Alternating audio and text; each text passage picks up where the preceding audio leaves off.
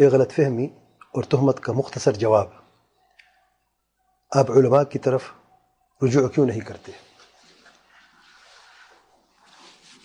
میں پہلے بھی عرض کر چکا ہوں، اس غلط فہمی کا ازالہ اور تفصیلی جواب میں نے 30 اگست 2019 میں خط کے ذریعے دیا تھا، جس پر 1 سال سے زیادہ عرصہ گزر چکا ہے اور جس کا ابھی تک مجھے انصاف پر مبنی کوئی علمی جواب نہیں ملا۔ امید ہے کہ عنقریب ضرور ملے گا۔ الحمدللہ اس خط میں نے دلائل اور سلفی اصول کی روشنی میں تفصیل سے اس غلط فہمی کا ازالہ کیا ہے، اور یہ بھی بیان کیا تھا کہ اس تہمت کے شوشے کو سب سے پہلے کس نے چھوڑا تھا، کیوں، کب، کیسے، اور اس کے پیچھے کیا وجوہات تھی، اور یہ بھی ان سے سوال کیے تھے کہ علماء کرام سے رجوع نہ کرنے سے کیا مراد ہے، کب اور کس مسئلے میں نے رجوع نہیں کیا، آخر وہ کون سا وقت یا تاریخ ہے جس سے پہلے تو میں علماء سے رجوع کیا کرتا تھا اور اس کے بعد میں نے ترک کر دیا، اس حق و باطل کے بیچ میں آخر حد فاصل کیا ہے، وغیرہ وغیرہ۔ بہرحال ابھی بھی ان کے جواب کا میں منتظر ہوں۔ اب ان کی طرف سے جواب ملے یا نہ ملے، ان کی اس عجیب تہمت پر غور ضرور کریں کہ یہ کیا کہہ رہے ہیں اور ان کے اس مطالبے کا اس وقت کیا معنی ہے، اور یہ خود کیا کر رہے ہیں اور کہاں پر ہیں۔ کہتے ہیں آپ علماء سے رجوع نہیں کرتے، تہمت سننے ذرا۔ کہتے ہیں آپ علماء سے رجوع نہیں کرتے، آپ کو فوراً رجوع کرنا چاہیے۔ شیخ محمد بن ہادی کے فتنے میں قسم کھانا کافی نہیں ہے، آپ پر لازم ہے کہ کبار علماء شیخ ربیع، شیخ عبید حفظہم اللہ کے پاس جا کر وضاحت طلب کریں۔ جب تک آپ ایسا نہیں کرتے آپ سے تحذیر ہوتی رہے گی، یعنی آپ کی صرفیت پر بہت بڑا سوال نشان رہے گا۔ اس مختصر جواب سے پہلے ایک بنیادی بات سن لیں۔ اس میں کوئی شک نہیں ہے کہ علماء سے رجوع کرنے اور ان سے رہنمائی حاصل کرنے اور ان کی نصیحتوں پر عمل کرنے میں شرف اور فخر ہے، اور اس سے انکار کرنے والوں کے لیے ذلت اور رسوائی ہے۔ مختصر جواب صرف 2 باتوں میں۔ پہلی بات، ذرا غور کریں کہ یہ کیا کہہ رہے ہیں کہ میں شیخ عبید حفظہ اللہ کے پاس جا کر یہ کہوں کہ شیخ صاحب میں نے قسم کھائی ہے کہ میں اس فتنے میں شیخ محمد بن ہادی کے ساتھ نہیں ہوں، لیکن بعض طلاب علم نے اس قسم کے بعد میرے اوپر یہ لازم کیا ہے کہ میں آپ کی طرف مدینہ کا سفر کروں اور آپ سے ملاقات کروں کہ آپ اس مسئلے میں میری رہنمائی کریں کہ مجھے کیا کرنا چاہیے۔ سبحان اللہ، شیخ صاحب کا کیا جواب ہوگا؟ کیا شیخ صاحب حفظہ اللہ، شیخ عبید حفظہ اللہ یہ نہیں کہیں گے کہ آپ کو اس وضاحت اور قسم کے بعد اس مسئلے میں کسی کی رہنمائی کی ضرورت نہیں ہے بلکہ علاج کی ضرورت ہے، خصوصی طور پر ان لوگوں کو جنہوں نے آپ کی اس وضاحت اور قسم کے بعد یہ آپ پر لازم کیا ہے کہ یہ کسی طبیب کے پاس جا کر اپنا اور اپنے دماغ کا علاج کروا لیں۔ دوسری بات، میرے چند سوالات ہیں۔ علماء سے رجوع کیوں کیا جاتا ہے؟ اس کا کیا فائدہ ہوتا ہے؟ اور رجوع کرنے کا حق کیسے ادا ہوتا ہے؟ ان سوالات کے جوابات، علماء سے رجوع کیوں کیا جاتا ہے؟ تاکہ علماء سے رہنمائی حاصل کر کے ان کی توجیہات و نصیحتوں پر عمل کیا جائے، اس لیے ہوتا ہے نا۔ فائدہ کیا ہوتا ہے علماء سے رجوع کرنے کا؟ اپنی اصلاح کرتے ہوئے اپنے آپ کو غلطی، ذلت اور رسوائی سے بچایا جا سکے، اس لیے ہوتا ہے نا۔ علماء کی طرف رجوع کرنے کا حق ادا کیسے ہوتا ہے؟ جواب، علماء کی نصیحتوں کا احترام کرتے ہوئے ان پر عمل کرنے سے یہ حق ادا ہوتا ہے۔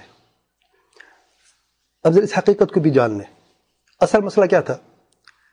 شیخ محمد بن ہادی کا فتنہ یا صاعقہ کا فتنہ، یہ مسئلہ تھا نا۔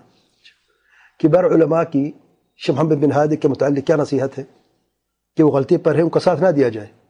میرا کیا موقف ہے؟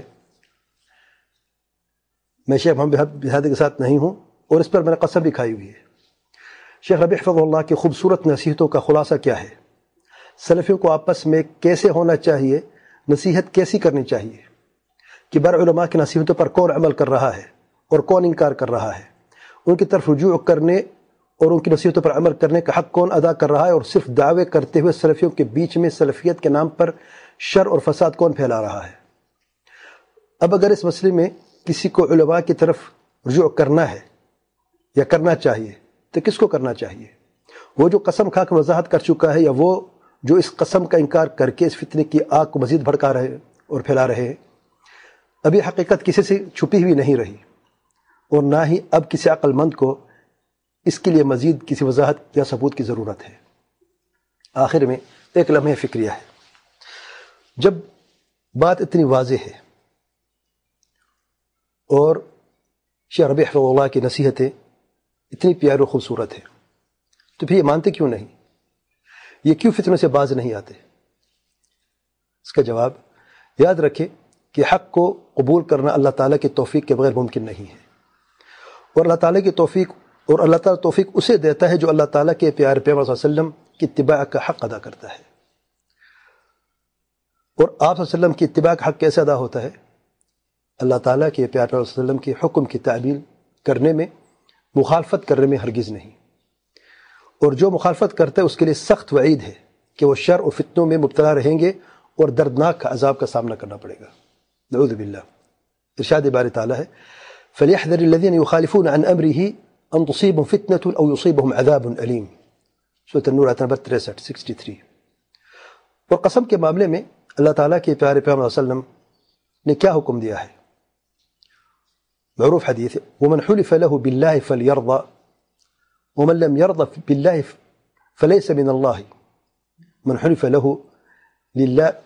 حلف له باللہ فلیرضى، جس کے اللہ تعالیٰ قسم کھائی جائے اسے راضی ہونا چاہیے۔ فلیرضى فعل امر ہے۔ ومن لم يرضى، جو راضی نہیں ہوتا، فلم يرضى باللہ، جو قسم پر راضی نہیں ہوتا، فلیس من اللہ، اللہ تعالیٰ میں سے نہیں۔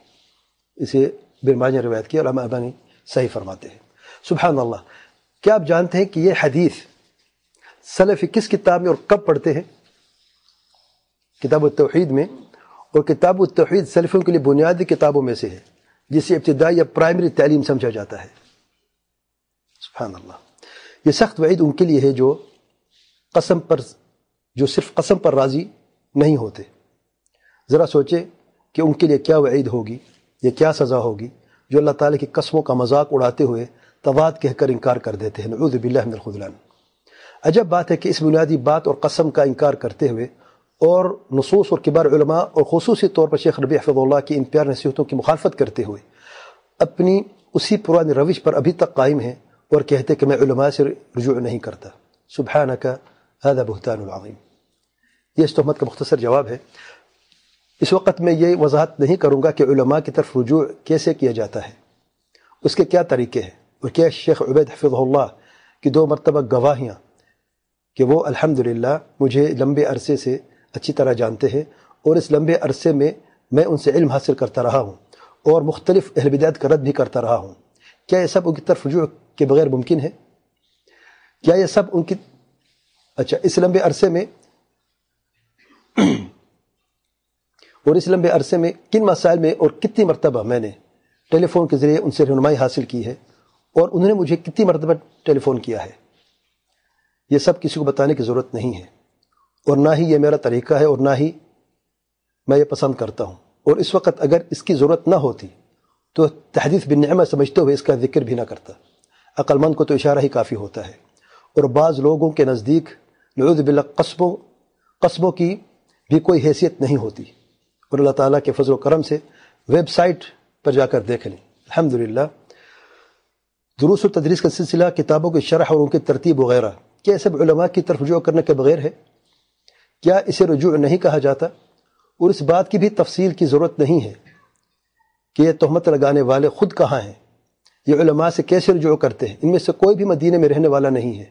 اگر یہ دور رہ کر بھی علماء کی طرف رجوع کر سکتے ہیں تو کوئی اور کیوں نہیں کر سکتا؟ اور ان پر یہ تہمت کیوں ہے کہ وہ علماء کی طرف رجوع نہیں کرتے؟ سبحان اللہ و بحمدہ، سبحان اللہ العظیم، واللہ اعلی و اعلم، وصلی اللہ علی نبینا محمد وعلی آلہ وصحبہ اجمعین۔